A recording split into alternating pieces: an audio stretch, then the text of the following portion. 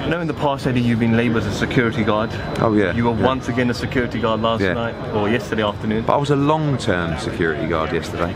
Like normally I'd just have a little shove and then run, because all the other boys are in. But this is a new operation in America, and the security guards don't quite operate in the same way. Like they're just standing like this at the stage. You have security there? Yeah, it's like two guys, but they're more like stewards, you know? It's like when you go to a stadium, a steward doesn't want to get involved in trouble and break it up, he just wants to take people to their seats. So yesterday was more like physical, and I'm so pleased that I was there, because if I was not there, trust me when I say, you would have seen Royal Rumble 3 on that stage, and you would have seen it outside as well. Yeah, we heard the vernaculars that were being said by both fighters. It's good, I like it. I like people to see that side of AJ, because of course he's got that side. He's a kid from the streets, you know? He's a bad geezer, but he's also a great ambassador who's turned his life around through the sport of boxing. If you push him and you poke him, that guy comes out, and that guy comes out in the ring as well. If you ain't got that in you, you think you're going to be a great fighter? No chance. You've got to be a special individual to be a fighter, and you've got to be one of those guys that are ready to go at any time.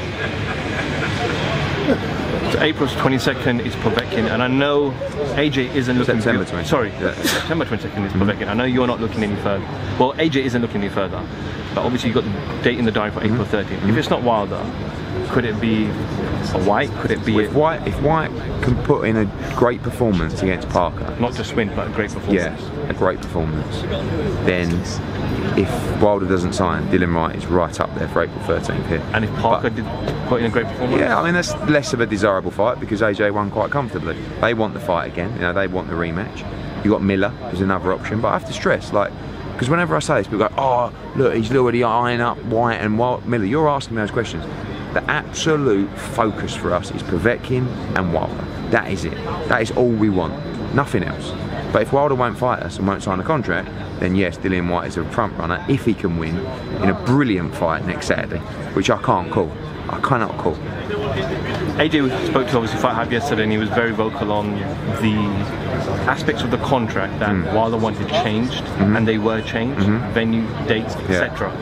The venue date. Sorry to interrupt. The venue date thing is such a smokescreen, because they knew we were going end of October, November. They knew it was Cardiff. It's the only place, right? So I told them we're working on the date, and they knew that, and they just used that as an excuse.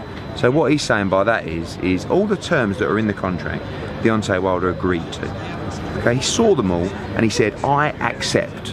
Right? Put it in the contract. So he put it in the contract, and like these guys yesterday, like Boxing Boys, why aren't you giving him a split? It's like, because we made him an offer and he accepted it. Yeah, but why did you make that offer so low? I said, who's saying it's low? He accepted it. So all those terms are put into a contract. He didn't sign a contract. He didn't come back on a contract. I kept saying to these guys, how many times do I have to tell you this? And they're like sort of scratching their heads. They can't quite get their head around it. That contract still exists. It still has all the things in it that Wilder agreed to. It now has the date of April 13th at Wembley. So obviously since then, Wilder's come out and said if the fight's going to happen, it's going to be 50-50. Yeah. That tells you everything you need to know about if Deontay Wilder wants to fight. You offered 12.5 or 12 million. 15. They went to 15. Yeah. Have you got scope to go back and say? No, that's it. Or that's the deal. You're not going to move or buy. Why, when a guy is making $3 million a fight, should you pay him any more than $15 million for the fight? So 5 times his highest purse. I'll tell you what, give us AJ, pay him 5 times his highest purse, and we'll be happy. He's not even going to make double his highest purse.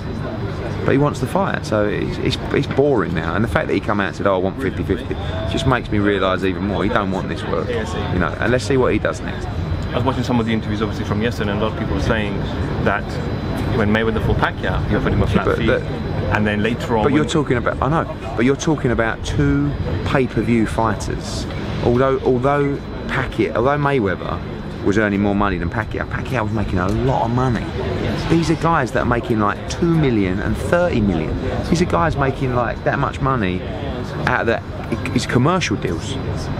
Like, it's so. When they started comparing it to Pacquiao and Mayweather, I was like, you can't. Like, one guy's down here, one's up here. Pacquiao and Mayweather were like this. So we'll see. We'll see what happens. But we've got to focus on Povetkin. it could be a tougher fight than Wilder. He's motivated, top 3 heavyweight in the world. It's a great fight.